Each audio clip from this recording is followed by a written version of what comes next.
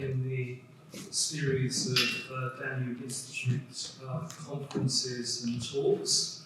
Tonight we have the pleasure of Dr. Brittany Pheiffer Noble's company to discuss countercultures in Russian Orthodox faith thinking that evolved in the 1970s and how they established themselves as a kind of establishment subculture in the current Russian political climate and context. So Dr. Brittany did a PhD in Slavic studies at Columbia University and has specialized particularly in Russian intellectual thought and Russian intellectual emigré experiences as well. So I think this is the opportunity to discuss a very significant aspect of Russian intellectual thinking currently, but also how it plays out in terms of its current perception of a Russian worldview and what that might entail for the way the West understands current Russian thinking. So on that note, I'll hand over to Brittany, who will discuss these countercultural ideas with us.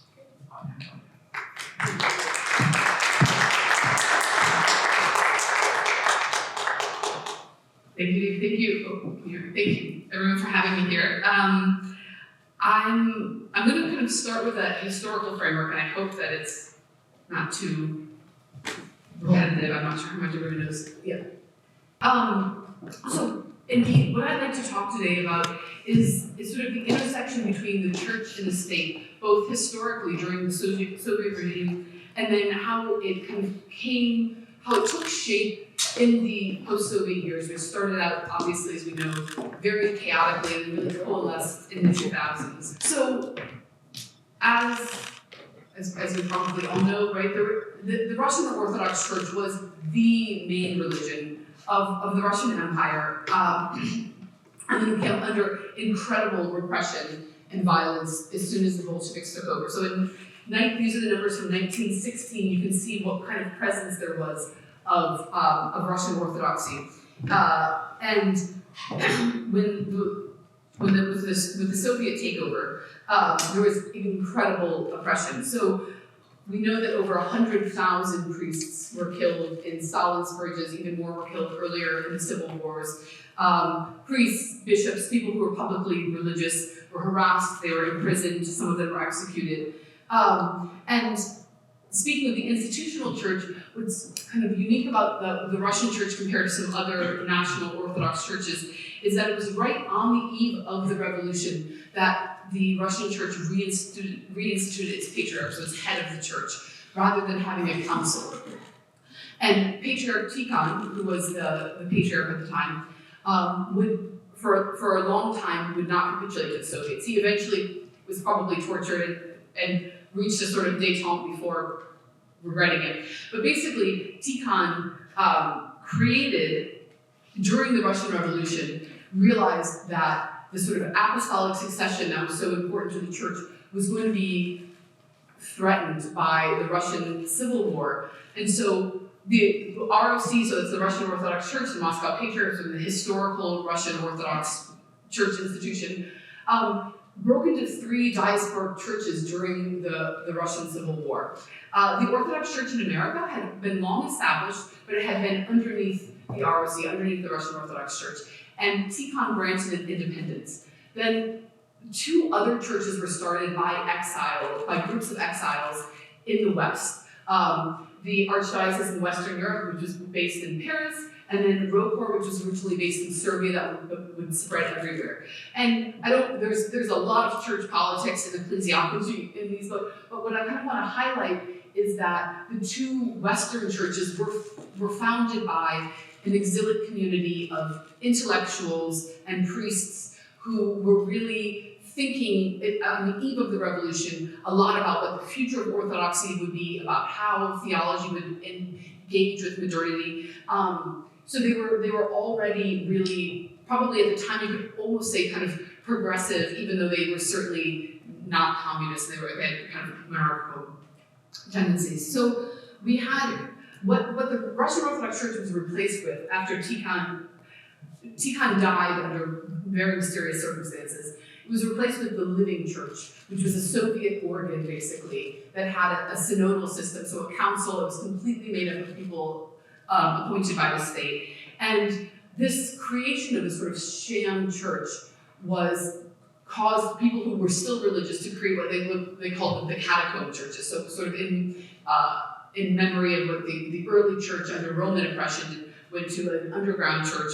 And so the catacomb church was sort of the true church, and it saw itself as linked to Tikhon and linked to the earlier Russian church in a way that the Living Church they thought was not even a part of the apostolic succession, was completely separate. So you have this kind of web growing out from what had been this one church.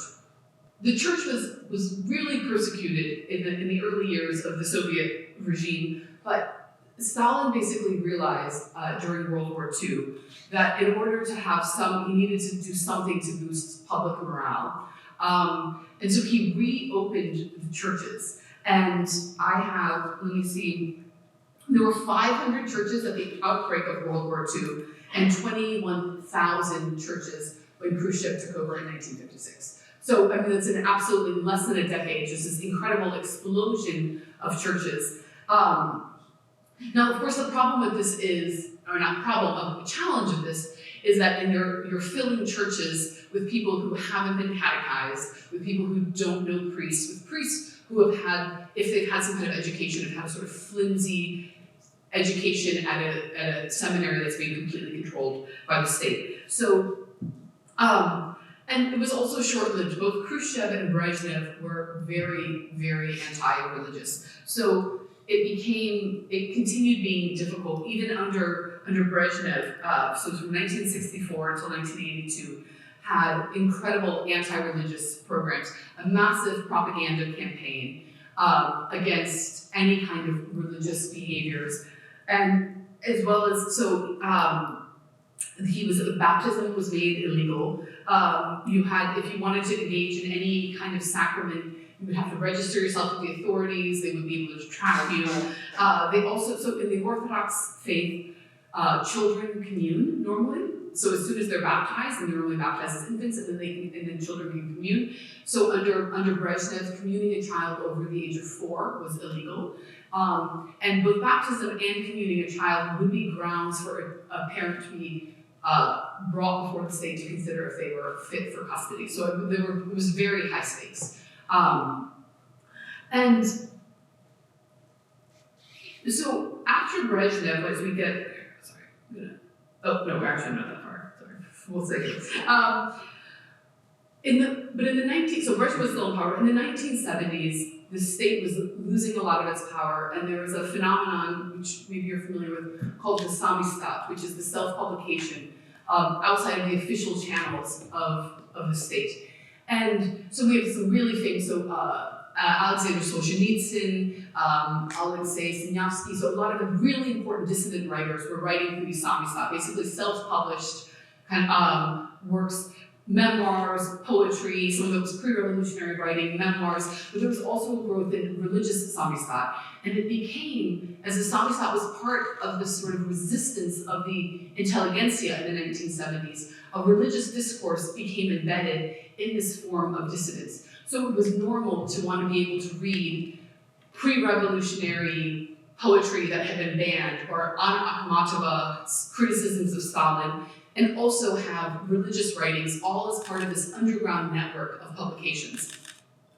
And there were sort of who I mentioned, there were two really important exiles and dissident figures in the Soviet Union in the 1970s. So Solzhenitsyn, who probably most of you know, who wrote his memoirs of the Gulag, and then a writer named Alexei Sinyavsky, who was also a dissident, and both men were Orthodox. And Sinyavsky, what was really remarkable about his show trial and exile from the Soviet Union was that he had been writing fiction. So before, people had been condemned for writing nonfiction, like Solzhenitsyn's memoirs of the Archipelago. But Sinyavsky, it was sort of shocking in both the Soviet Union and in the West, that someone writing fiction could actually also come under sort of anti-Soviet propaganda laws. But with these two men being exiled, it fanned the flames of dissident culture, and it fanned the flames of this self-publishing underground world. And more or less by the 1970s, the oppression of the Orthodox Church became untenable based on the institutional power of the state. It was becoming increasingly difficult to control media. It was the boundaries between Eastern and Western Europe, or between Europe, were becoming more porous. And the church basically, during Glasnost, realized that, not the church, the state realized that perhaps it could contain things by allowing a certain degree of religiosity. So in the 1980s, seminaries, monasteries, and churches were allowed to reopen.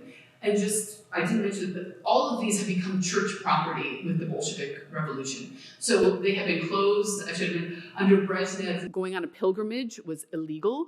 So even if you had a monastery that existed, it was a sort of a state kind of museum space where they might not be able to serve a liturgy, where people were then in the 1970s and early 80s not even allowed to visit, or not allowed to visit unless it was some sort of like academic or scientific project, but they couldn't go as pilgrims, which is an important part of Orthodox pious culture. But then in the 1980s, as more and more religious institutions are opening up, there's really a groundswell of the intelligentsia seeing that this is a way to recover a Russian identity that has been suppressed by the Soviet project. And the Soviet project also, of course, is a multi-ethnic, in some ways would say it's a multi-confessional project. Certainly in the Constitution, it enshrines there is a freedom of religion in the Soviet era. Of course, Christians were still persecuted, but officially everyone was allowed, they were allowed to have people from all of the different parts of the former Russian Empire and now the USSR coexisting. And so being Orthodox was also a recovery of a certain particular way of belonging to a nation, belonging to the Russian nation or the Ukrainian or the Belarusian nation, but belonging to a nation in a way that had been flattened out by the Soviet project. And a real turning point came in 1988. So it's what's called the baptism of Rus, which is when the leader of Russia converted to Christianity and then with it converted all of his peoples. It was the 1000th anniversary. And originally the church had gotten permission from the state to have a jubilee, a 1,000-year jubilee. And as they were planning things, the process started many years in advance of when the Jubilee was in 1988. The state saw the kind of popularity of this and decided to co-host the events.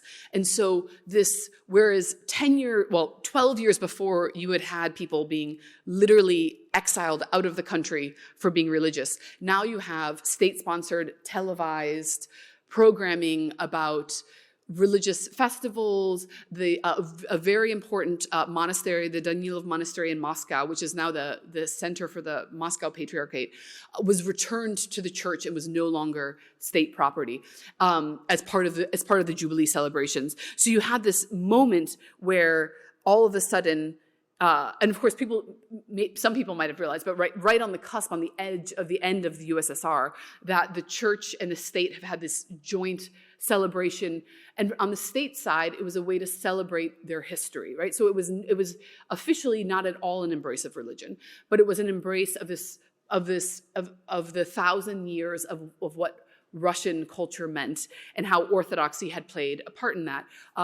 Certainly, if you're familiar with sort of the story of the baptism of Russia, the missionaries who brought Christianity to Russia also helped them develop the alphabet and like the earliest translations of the Bible. So there's no way to unentangle sort of Russian letters, the Russian language, the Russian alphabet, which is based on the Greek, from the Christian project.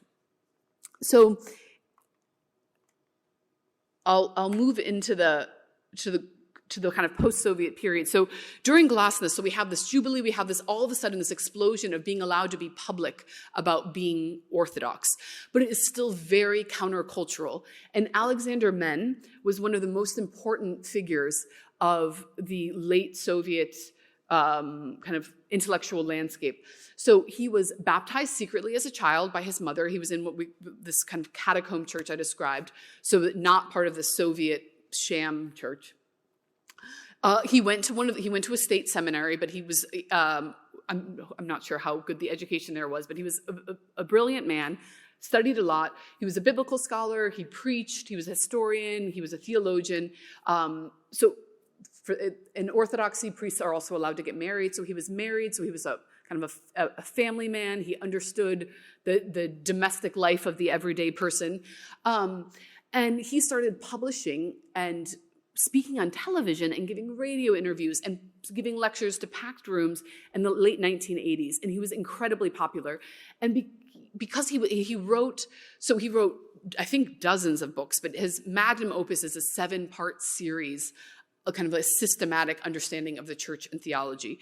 And he created a focal point for this intelligentsia that had been diffused through the largely urban spaces of the USSR to come out and say, here's this man, and that Orthodoxy is not something that, like the propaganda campaigns of Khrushchev and Brezhnev said, it is not the religion of babushkas doing folk healings in the backwoods.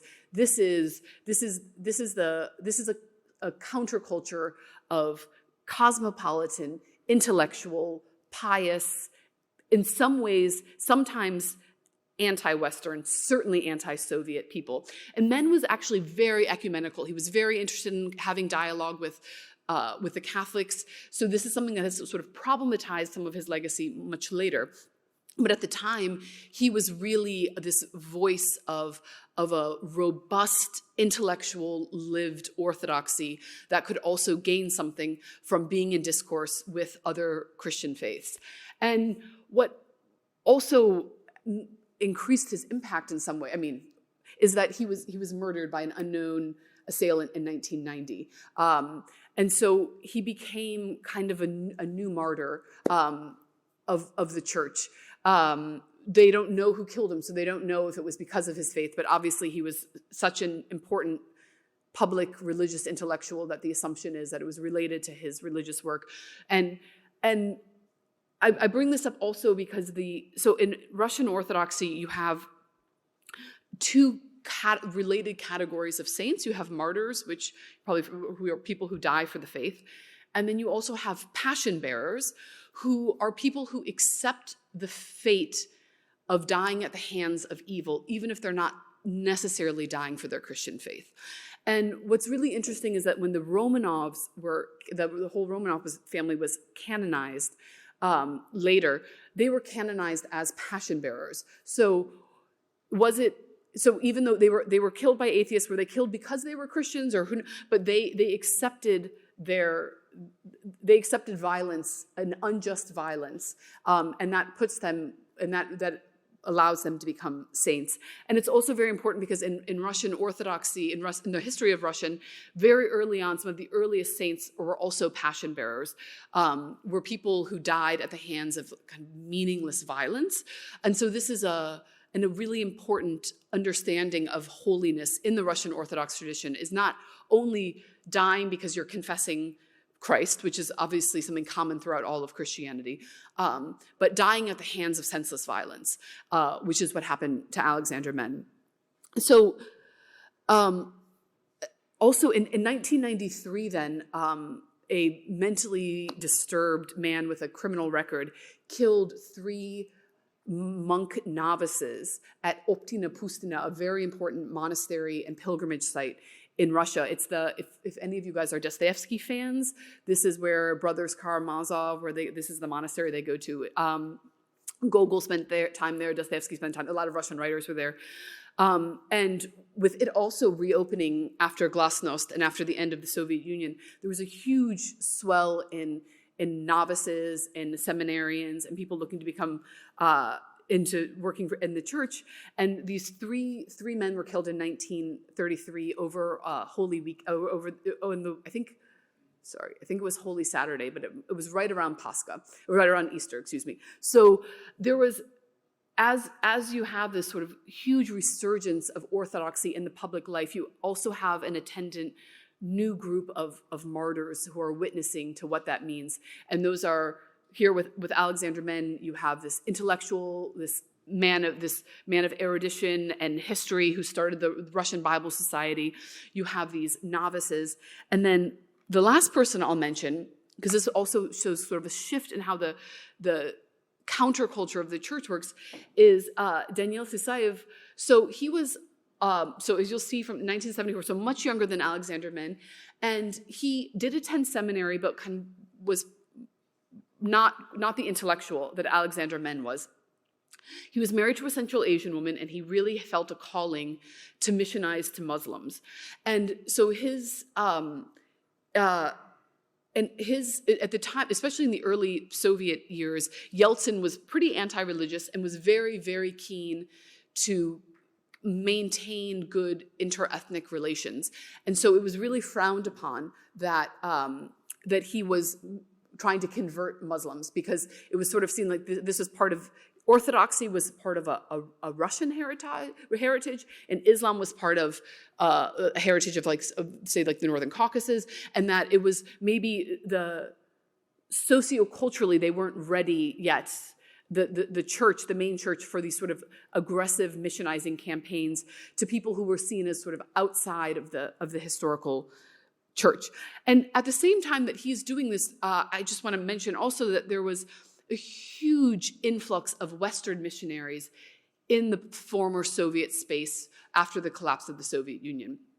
And so at first there were lots of kind of mainstream Protestant and Catholic groups. There were also a lot of New Age groups. There were a lot of, what eventually maybe what some of us would call cults, sort of like all kinds of things blossomed. And the Russian government was concerned about this because it was seen as something that would be linked to people having sort of like both people being socio or culturally undermined by certain Western values, but also there was a popular kind of consensus that some of these more fringe movements could lead to like psychological problems in the general population. And so the early 90s, you see all kinds of missionaries from all kinds of different groups and sects. And then basically in 1997, under pretty considerable pressure from the Russian Orthodox Church, Yeltsin signs an amendment into the Russian constitution saying that religions that have existed for less than 15 years can't have a presence in the Russian Federation. And of course, most religions didn't do anything in Russia 15 years earlier. So it had nothing to do, and it was really, in a way, it was a very kind of Soviet way of doing that. In order to prove that they had existed for more than 15 years, there was an enormous amount of paperwork. And so they had to show when they had been incorporated in whatever other country they'd come from. And so certainly, if you're coming from, say, the United States, where there's much lower paperwork, these movements or these evangelical churches, they didn't have a long list of when they were officially incorporated and recognized by the state. And so they didn't have any of the kind of paperwork to import into Russia. So it was but this is, so you have this sort of, this chaotic moment, I mean a long moment, the chaotic 90s, where there's, of course, also just incredible economic, social upheaval. You have all of these people bringing in new ideas about what the meaning of life is, what eternity means, who God is, all of these different teachings. And the Russian Orthodox Church wasn't prepared for this. And so if 1991, everything falls apart. It's in 97 that the Russian Orthodox Church really, and the patriarch then, Alexei, really managed to put enough pressure on Yeltsin and on the government to say, you need to privilege the historical religions of Russia, which are Orthodoxy, Judaism, Buddhism, and Islam. And so eventually when Yeltsin signed this amendment in to kind of give these preferences to the historical importance of these four religions in Russia, it opened the way for these religions, but especially for Orthodoxy, to have more access to public spaces, to funding, and to make it much harder for what they called foreign agents or non-traditional religions to be able to have buildings or services or funding within the Russian space. And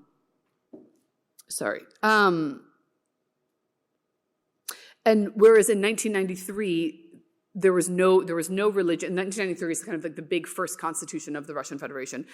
No religion may be established as a state religion or as obligatory. This is from the Constitution. Religious associations shall be separate from the state and shall be equal before law. Then in 1997, we have this 15-year amendment that religions need to have a sort of historical presence. And then I'd like to move to 2000 because we're seeing then how the Russian church is galvanizing what its project is in the Russian space. So they're now figuring out how to lobby to the government, how to make Orthodoxy be enshrined, even if now with pretty soft measures, in official government documents. And in 2000, they wrote the social concept of the Russian Orthodox Church. So 146 bishops gathered, and they came up with this is an excerpt, this is not the whole document, with a statement of what the purpose of the Russian church was. Understanding that the Russian church was part of the universal church, was part of the ministry of Christ. So what are they doing? And so I brought here just a few points that I want to highlight. That one, the church understands that people take part in the life of society, that they take part in the nation, and that the relationship between the church and the nation is a part of what it means to have a pious life. And here the church, so in Orthodoxy you have many national churches. You have the Russian Orthodox Church, you have the Romanian Orthodox Church, you have the Greek Church. So there, and what is written here is by no means about the church, by no means necessarily innovative for this council, but the idea that participating in the Orthodox Church has a sort of national can often have a national dimension. The liturgy has to be in a certain language. You're going to use you'll have certain local saints that you venerate. And then I'll just have this last quote from 2000. So the Orthodox tradition has developed an explicit ideal of church-state relations. Since church-state relations are two-way traffic, the above-mentioned ideal could emerge in history only in a state that recognizes the Orthodox Church as the greatest people's shrine. In other words, only in an Orthodox state. And this idea that Orthodoxy is an inherent part of the history of Russia, is that the state itself couldn't exist without its own Orthodox heritage, becomes increasingly important then in the 2000s and in the Putin years.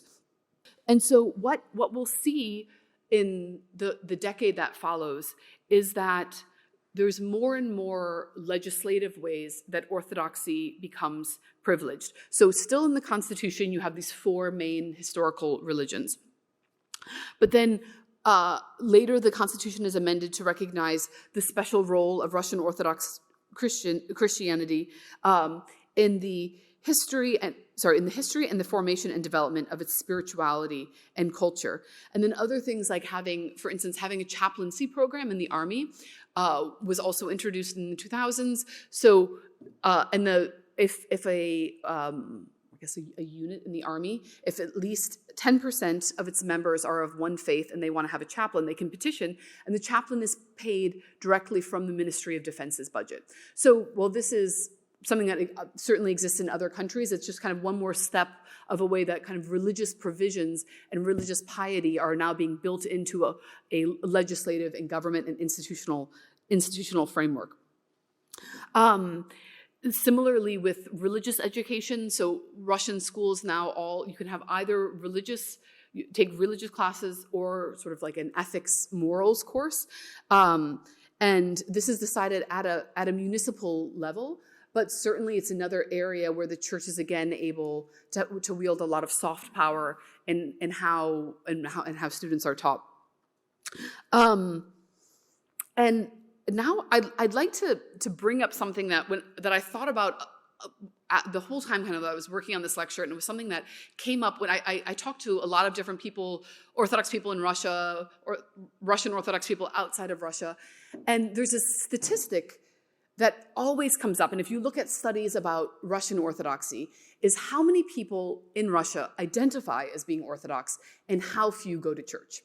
And so, but it depends on what study, but studies from between, say, 2015 to 2022 will put the number somewhere between 65 and 85% of Russians identify as being Orthodox. But if you look at church attendance numbers, it's 7%, it's 9%, it's 13%. And by church attendance, I mean, normally the metric is attending church once a month. And so there's been a sort of confusion in certainly Western analyses of what it means to be Russian Orthodox, where they say, well, these people can't really be that religious. They all say they're Orthodox, but they don't even go to church once a month. So like, what is it just the national identity? Is it a political pressure? And so I want to just take a moment to sort of problematize how we talk about church attendance linked to what it means to be Orthodox. So, and while I do that, I also want to stress something that it came up a little bit when I was talking about Alexander Men, but when you look at Russian Orthodoxy in both when it was this countercultural movement in the 1970s and the 1980s, and as it's really exploding in the 1990s, it's an urban phenomenon. The church also focused on building churches in urban spaces. And whereas in other Soviet countries or in other Orthodox countries, you think of a sort of a piety, the piety meter goes up as you get out to the countryside. This is not the case in Russia. And even today, even with statistics from just the past few years, people who are university educated are slightly more likely to identify as Orthodox or attend church than people who are not.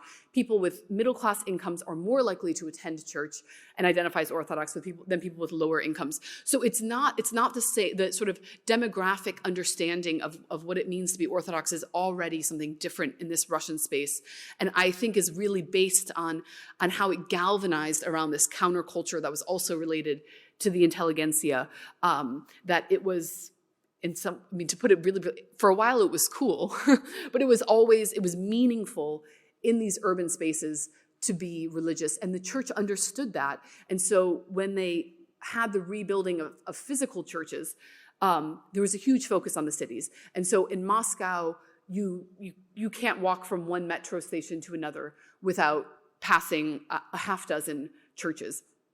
And so, of course, doesn't answer why people aren't necessarily going to church. So I'm going to throw out a few ideas that I think kind of complicate the idea of church attendance as defining what it means to be an Orthodox Christian, but I'd be very interested to hear questions and comments from you guys soon. First off, in Orthodoxy, unlike in Catholicism or in some Protestant traditions, there's not an expectation that you have to go to church every Sunday. So you don't have an obligation. Sure, it's good to go, but there isn't the same pressure. The other thing is that if you do go to church and you want to take communion, the bar is for a modern secular, or not a secular, for a modern person, the bar is pretty high. So you'd be expected to go to a vigil on Saturday evening. The vigil is pretty long. You go to the vigil and then you would go to confession and to prepare for taking communion the next day. Most people in Russia at least, would probably commune or confess, if not every time they were going to take communion, then very often. For instance, I spoke to a friend in Russia who is part of this pious subculture I'm trying to kind of illustrate for you guys. And I asked him if he could, skip confession if he wanted to take communion. And he told me that he'd confessed on Saturday at vigil. He'd communed on Sunday, and then he'd gone to a special service on Tuesday and taken communion without confessing again. So there we go. So you got like a 48-hour window, but it's a lot more. The other thing is that you fast, and by fast I mean complete abstention from all food and drink from midnight the night before you take communion. So if you're going to go to church and you're going to take communion, You've gone to this long Saturday night service, you've gone to confession, you don't eat, you don't drink, you don't have sex, and then the next morning you go to church and you take communion. And the church service is also often quite long. So I think this is a sort of pragmatic barrier in some ways to rolling into church every Sunday. I will say that this is the difference, and I mentioned this with Brezhnev's policies, is that children can always take communion. So families might be more likely to go to church so that their children can commune, even if the parents haven't necessarily prepared. The other thing is that for much of the year, the Orthodox also fast as in following a vegan diet on Wednesdays and Fridays. And so a lot of pious Orthodox, if they haven't also followed a vegan diet on Wednesday and Friday, and then gone to confession on Saturday, and then completely fasted from everything from Saturday till Sunday, will still not feel prepared for communion. So it's really a kind of different dynamic of how you prepare for the Eucharist. Further complicated by the fact that women, I think as in much of the world, right, women are more likely to attend church.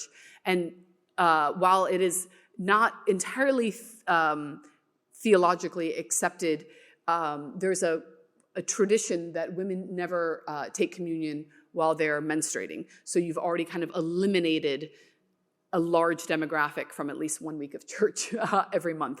So I'm kind of bringing up these things to show that church is one way of kind of embodying your Russian Orthodox piety, but there are actually a lot of other ways also.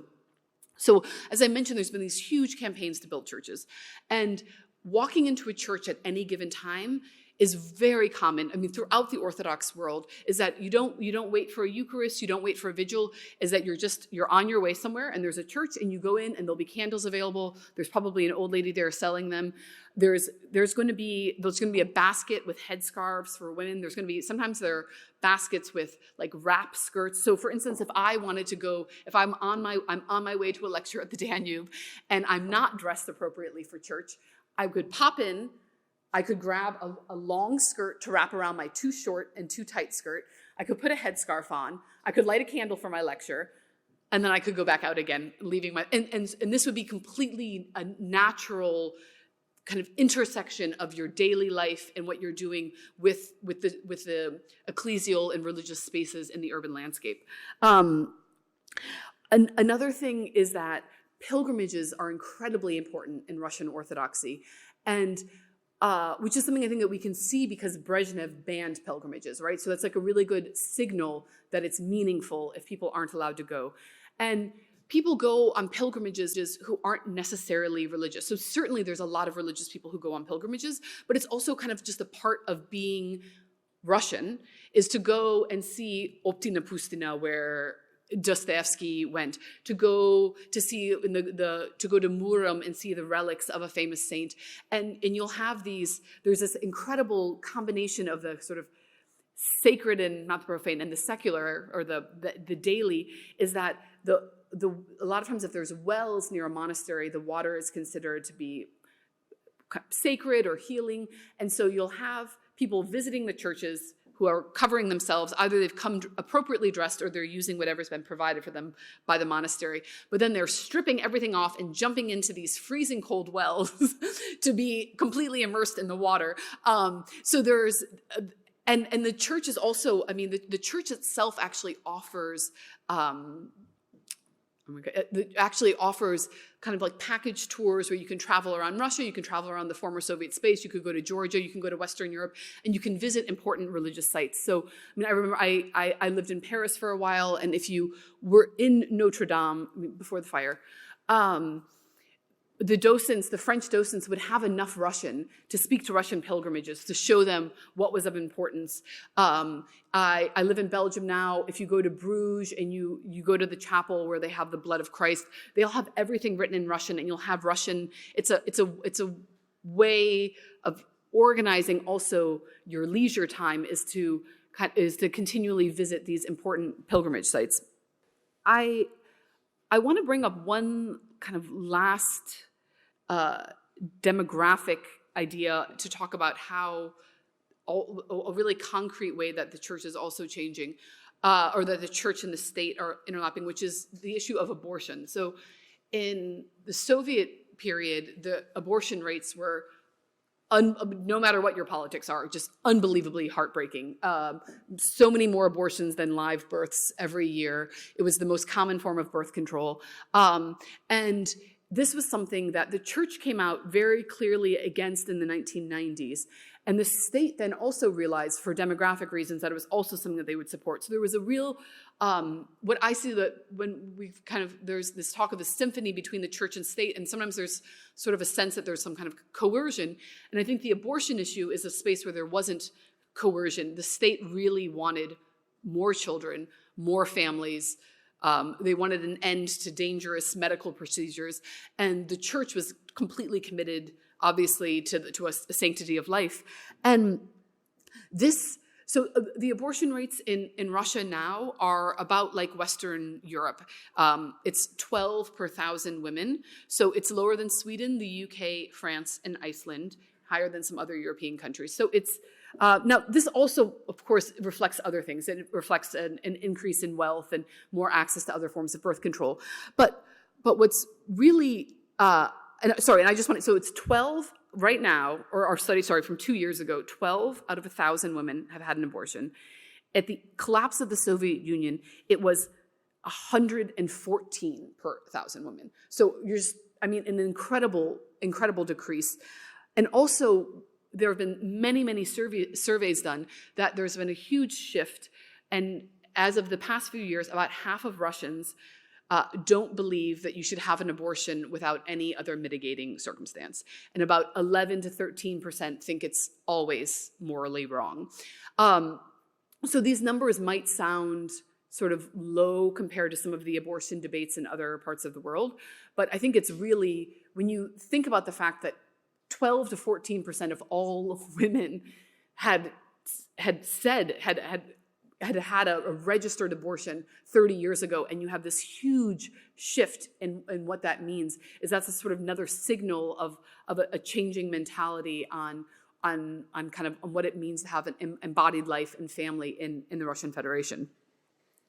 So I want to conclude by saying what I think exists now. So I have these statement. Let me see if I have, and I meant to mention, so in 2020, there were further reforms to the Russian constitution, and Russian Orthodoxy was given an even more prominent role. So as you'll see here, so now you have the four historical religions, but Russian Orthodoxy is literally in the constitution now enshrined as having a role in the history and the formation and the development of Russian spirituality and culture. And the Russian language, right, which is also something born out of the Christian missionizing project, is the language of the state-forming people. And then this was very controversial when it happened, but the Russian Federation now is also being framed as a state that has the ideals and the belief in God linked to what it means as having the state. So there's been, and there's, as I'm sure many or most or all of you guys have seen, Patriarch Kirill, the current head of the Moscow Church, has lobbied very publicly for state support of the moral projects of the Russian Church, but as well as of the importance, the historical continuity of the Church as an anchor for what Russian society is. And what's developed in Russia, if you had Alexander Men, who did have a national platform, but he was really a countercultural figure, right, in the 1980s and in 1990, is that now you can live in a completely Orthodox world in Russia, especially if you're in Moscow or St. Petersburg. You have Russian Orthodox radio stations, you have Russian Orthodox television channels, you have Russian Orthodox publications, you have churches everywhere, you have services whenever you would want to go, you have religious schools, you have organized package pilgrimage tours offered by the Russian Orthodox Church. You can live, and I guess what I'm calling a total ecology of Russian culture. And what's really, what I want to stress is that this ecology is inseparable from the institutional church, and therefore is now inseparable from the Russian state as well, having enshrined this project in it. So certainly there are politicians who go light a candle in a chapel so that they can get photographed. I mean, there are people who are not genuinely pious and who go through the motions for whatever reason. But there is a real subculture of piety in Russia, and it's also something that's lived not only by going to churches or going to pilgrimages, but fasting. The fasting, which I've brought up, the fasting is a really important part of Russian Orthodox culture, and so there's also this energy of this invisible participation in the church, as you have this subculture of people who are not eating meat, not drinking alcohol, not eating or having actually any animal products during a large part of the year. And this is another way that people are finding their participation in the church in a way that maybe we can't always see from the outside. So I think right now we have this clear moment in Russia of a marriage between church and state. It's been really obvious with the war that Kirill has supported it. There was just a few months ago a priest in Russia prayed during the liturgy, which is a set text, that all priests pray. Instead of praying for victory in Ukraine, he prayed for peace in Ukraine, and he was removed from his position. So on the one hand, I think there's this symphony between church and state is taking on much higher stakes, right, with the war, much higher moral stakes. But on the other hand, there's a difference in the West.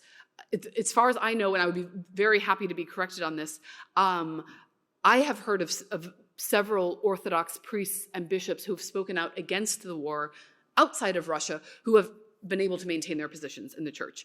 So I think that, I don't know, maybe this is a moment like we saw 100 years ago. This is a moment for the diaspora to become another voice in what it means for the church to continue.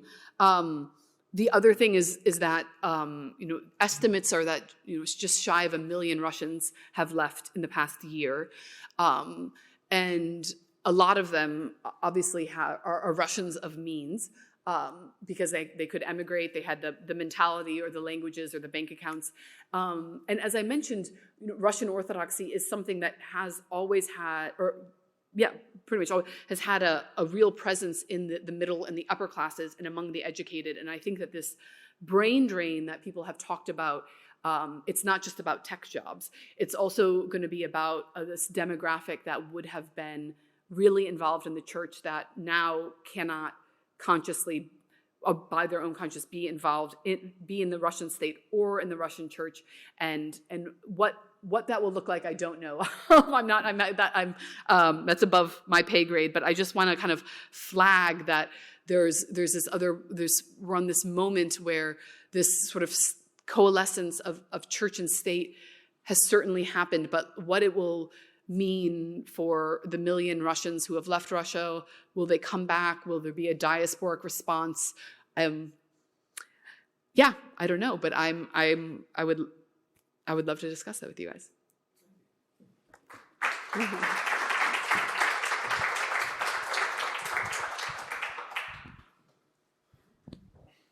I think there's a microphone. Which one? Is this working? Yeah. Oh, good. Well, thank you, Brittany, for that great sort of overview of what's been going on in terms of Russian Orthodoxy. I suppose one question that comes to mind is, you outline how in the 70s the idea of being Orthodox, or to have this classical spiritual understanding, was seen as very much something to be censored by the state. Mm-hmm. And so it emerges as a counterculture and is now firmly embedded in the state, it seems. So this is a kind of curious dialectic, if we were using Marxist or Leninist terminology. So to what extent is the state, cynically invested in the Orthodox Church as a kind of ideology for itself against the West? So I think it's a great question. I think that this is something that's really hard the degree of cynicism, I think, is difficult. There is definitely like a popular opinion that Putin is a Christian, is really Orthodox, that he's not, it's not just showmanship. What is that? Does that get us anywhere? I'm not sure, but I think that there's a real, the idea that there's something powerful about the history of Russian Orthodoxy, I think is real. That there's an idea that there's a model from Byzantium, there's a model from the Tsars, that I think that it's not a totally cynical project. The same way, of course, I don't know, but and it's, I mean, obviously there are laws in place right now that make speaking out against the war illegal in Russia, but I think that Kirill is also not, Patriarch Kirill, sorry, the head of the Russian Church right now. I mean, I think the way that he talks about it is also not totally cynical. I think there's a real investment in the joint strategies. Okay. But so following on from that, if we say there is a sort of an investment in the church by the state that's not cynical, but in a sense informed by an Orthodox spirit, part of that spirit tends to be quite millennial and apocalyptic. If we, see, the Tsarism as the third Rome, right. and the sense that Russian Orthodoxy is a defense against the secular, dissolution that we see in the West, and the idea that, well, first I found it first in Carl Schmitt, but evidently it was strong in Russia as well, the idea of the catacon and how Putin plays that, or how the Russian state plays that as a means of explaining why it's in Ukraine. So I wonder if you've got anything to say about Mr. Dugin and his... that's in 2 weeks. Oh, is it? All right. Well, so we won't go there yet. But no, I'm giving another talk on Eurasianism and Dugin, so yes, you've been warned. Yeah. So now I'm distracted. So the apocalyptic. Yeah, no. So I think what's interesting is that both the church has an apocalyptic sense, and of course, which makes sense because I mean, if you think about these numbers I said, I mean, the church has lived through pretty near apocalypses, right? I mean, 100,000 clergy were murdered in the 1930s. I mean, it's staggering numbers when you think about what happened to the faithful in Russia. So I think what's really interesting about the project of both the church and Putin against sort of the secularism is how they've done a job where I think the West says, oh, this marriage of church and state, this is sort of authoritarian, this is part of a sort of Russian propensity towards totalitarianism and the communist project. But both the church and the Russian state are arguing for an alternative to a sort of totalitizing secularism. And so they're using the same discourse back to say, no, especially I think with the church, what's really important is that they, by using these sort of historical arguments, are saying we have a right to be here. We can't be erased in something because we have a historical foundation that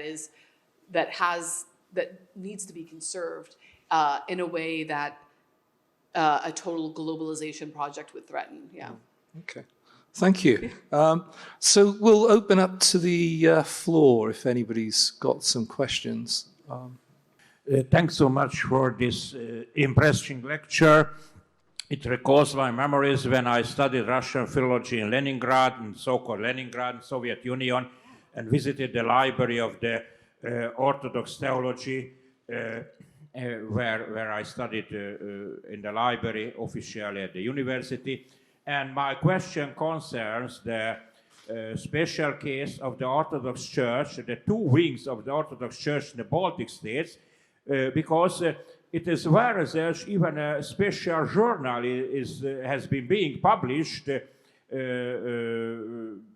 monthly or quarterly per year, Orthodoxy in Baltic states, and it's a special case because the old believer, where they were persecuted in the Tsarist Russia, went to the Baltic region, and there even liturgical books, they were provided by liturgical books were printed in the Supras typography in East Poland, which was maintained by the Basilian monks of the Uniad Greek Catholic Church, and these monks printed service books for the old believers in the Baltic states. And nowadays there are two wings of the Russian Orthodoxy, the mainstream Orthodoxy, the official Orthodoxy, which appear there at the break of the 19th and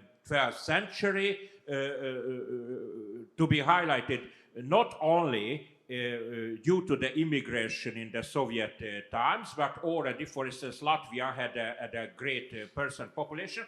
So my question is that what is the position of the Russian Church to this renewing cultural movement of Orthodoxy in the Baltic states regarding the special situation, complicated situation, and can you tell at least one or two words about the old believers in modern way, because as I mentioned, they are flourishing in Baltic states. And I'm finishing a technical question that may I ask then your coordinate, because I wanna quote and cite your papers if I may after the lecture. Certainly.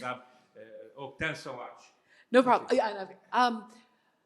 So I'm by no means a specialist on the old believers, but just as a quick background, there was a schism in the 17th century in the Russian Church over reforms to liturgical practices and liturgical texts, and it was there was an attempt to get closer to the Greek.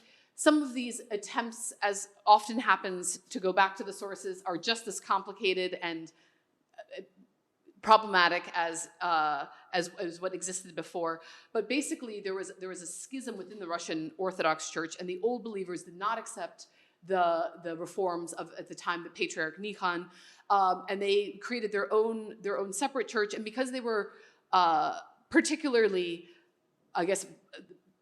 devout, they were particularly committed to the ways that that they had been practicing.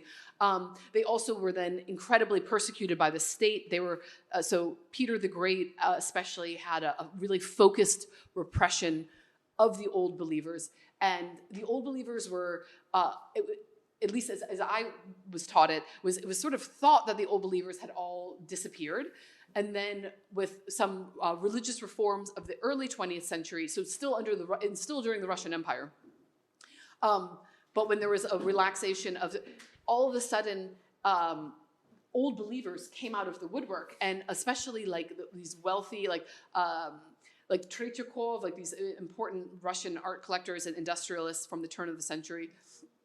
It ended up that a lot of these Russians who had come into Moscow or Petersburg from the provinces actually brought with them an old believer belief and old believer rituals that had been living slightly undisturbed underneath as well. I don't know, in terms of Soviet project, I don't know at all if there was anything pointed against the old believers compared to the regular Russian Orthodox Church. I do know that before the revolution, the Russian Orthodox Church sort of offered what they saw as an olive branch to the old believers for some forms of reconciliation. But a lot of the old believers, I mean, the traditions that caused the schism to start with were still standing within the under the Moscow Patriarchate. And so they themselves didn't want to join. And certainly, the Baltic states have huge old believer population. Some of them, I mean, there are old believer congregations like in the United States now. And no believers too. Two wings in Baltic states. Yeah. Old believers and the new believers. Yes. So, I mean, I don't know this journal. I'm not familiar with the journal and with the modern old believer, but I mean, there's old, when churches were allowed to reopen and monasteries were allowed to reopen, there's also been a resurgence. There's old believer monasteries, old believer traditions, and I think from my impression is that in the sort of the mainstream Russian religious subculture that I talked about, that old believers would be seen as often within that continuum. I mean, of modern Russians. So to have some like they have different something like prayer bracelets or crosses that they would still be seen as part of the Orthodox flock to a mainstream new believer. At least that's my experience, but it's certainly not my specialism, and I don't know as much about the Baltic subculture. Thank you. John, you go. Thank you. I have two questions. The first is really a little out of the time frame you were talking about, but I've heard the Second World War described as a war which was started by Hitler and the Soviet Union with the pact. Mm-hmm. But after Barbarossa, it was so the Bolsheviks started the war. It was Mother Russia which then rallied and helped to achieve the victory mm-hmm. of the Allies. Now, I wonder to what extent the Russian Church played a part in the post-Barbarossa revival of the Russian nation, and secondly, how it subsequently was, in a sense, lost the kind of position it held in that during the sort of 40s and 50s. And the second question is, of course, it's not surprising that in a major war, the churches have supported the state. Mm-hmm. In the Second World War, for example, the churches on both sides tended to support the government. But there certainly was, I think, a difference between, let us say, Britain and America and Germany in that war, and that was that there was, the bishops and others raised serious moral questions about the conduct of the war, particularly the bombing of civilian areas, and which any resistance in Germany was very restricted. Yeah. And I wonder also, so I wonder in that case, I can understand, as I say, that the church naturally tends to support the state in a war, but what about, has there been much moral criticism from the Russian Orthodox Church of the conduct of the war and the allegations of war crimes? You mean right now in Ukraine, not World War II, right? No, right now, yes. No, I mean, no, not from within Russia. No, I mean, there's really not.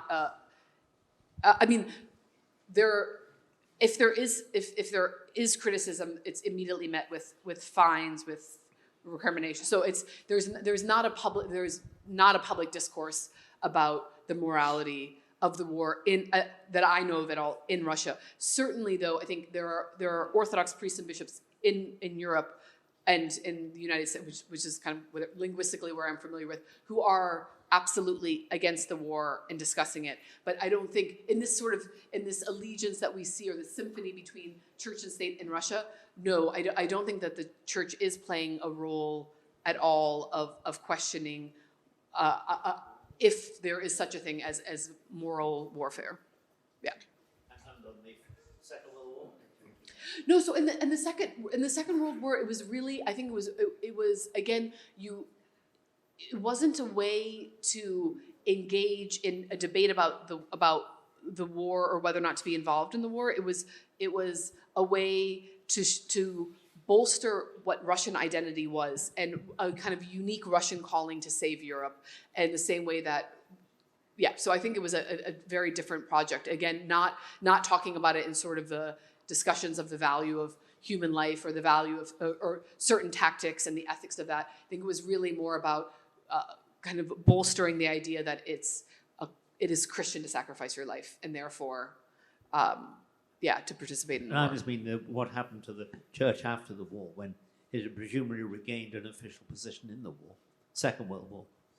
Yeah, so then it lost that. So basically starting in after Stalin's death, then there was an enormous repression of the church. Churches were again closed, seminaries were closed. So there was still this kind of living church, this sort of Soviet shell of a church, of an official church. But no, it was really quickly shot back down. But of course, those are the institutional ways that it was cut down. That's why it became a counterculture and a catacomb, because then people had had this experience of being able to participate in religious life. But no, it was very. But I mean, the Soviet system was also very top down. I mean, they just, you just lock the church doors. Not just, but I mean, so it was really a holistic. And there was a massive propaganda project in the 1960s. So there was journal articles about how if you went on a pilgrimage, all of these debaucherous, lewd things were actually happening by these deranged Christians. And so there was a really big campaign to make, to try and convince the public that there was no going back. Yeah. Thank you. So it's quite interesting that Stalin was more pro-church than Khrushchev. Yeah. Not many people know that.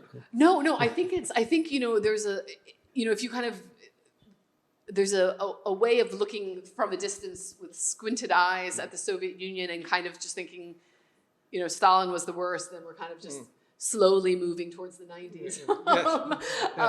And I mean, I'm not going to create a hierarchy of horrible leaders, but certainly in terms of church life. I mean, now that being said, right, I mean, the purges were also under Stalin. I mean, it wasn't, but he was at times a pragmatic man, and he understood, and he was also, I mean, he had gone to seminary in Georgia, and he was from a religious family, and Georgia's probably even more religious than Russia. So I mean, he understood the power of these institutions and these practices. Interesting.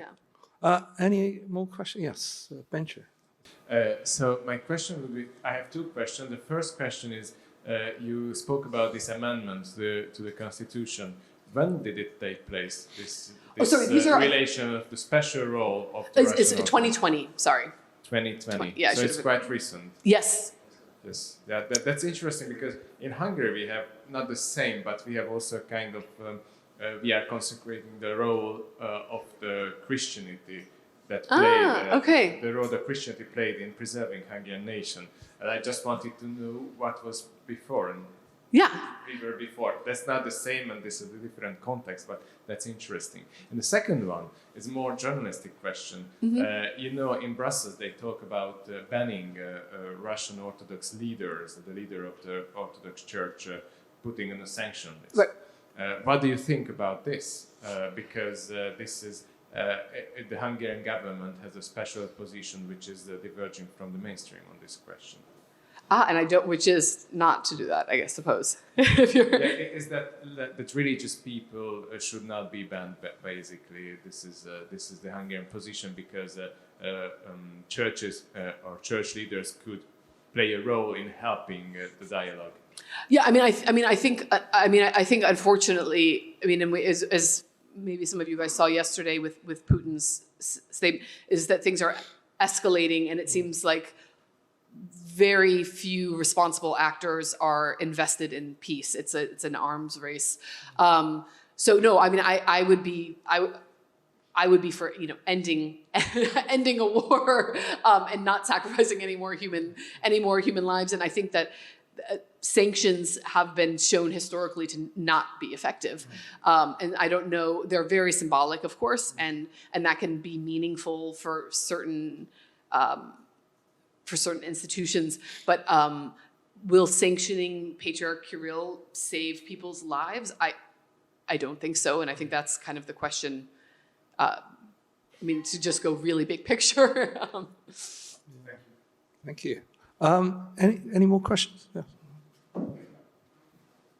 Yeah, thank you so much for your interesting presentation. I wanted to ask, so correct me if I'm wrong, but at the beginning of your presentation you said that the vast majority of people in the Russian Empire in the beginning of the 20th century, they were Christians. That's you said that, right? It's very interesting information personally for me because just I had a different understanding. So that's why I wanted to ask, how was it measured? Would you mind elaborating? No, so there were so for the number of clergymen are from church records, but there was also a large, I think it was in 1905, a large census undertaken. And there were, I think what's interesting about both the Russian Empire and the USSR, and to some degree also now the Russian Federation, is that it's always been a majority ethnic Russians. And in Russian there are two words There's one for an ethnic Russian and one for a Россияне and Русские. Yes, and for a Russian national, right? They've always the ethnic Russian has always been the majority, but the presence of civic Russians has always still been very important. So that's why, I mean, when you look at the numbers, that Buddhism is enshrined in the Constitution as a historically important religion is important, but obviously there's nowhere near the presence of Buddhism in terms of demographics and number, historical importance. But it's an important way. It was in the Russian Empire, seeing itself as a multi-ethnic empire, the USSR seeing itself as a multi-ethnic project of egalitarianism. I think it's important that they recognize the minorities, even though it's really been a majority of white or Slavic Christians. So the measurement the logic is, as far as I understood, that the vast majority was Russians or Eastern Slavs who are also Orthodox, with some exceptions, but and that's why the vast majority was Orthodox, right? Yeah. Okay. Thank you so much. Sure. Thank you. Perhaps one last question. Thank you. Rod. I would like you to explain, please, the situation in world Orthodoxy caused by the Ukraine conflict, even before the war broke out, and the break between Moscow and Constantinople, and explain. Just give us your analysis of what the long-term implications of that break are. So what he's referring to, so there is the Russian Orthodox Church. So as I had mentioned that there are these sort of national churches, and then the national churches can have their own parishes outside of their nation. So you can go to a Russian Orthodox church in America, in Brazil, in France. You can go to a Romanian Orthodox church in Brussels. You can go.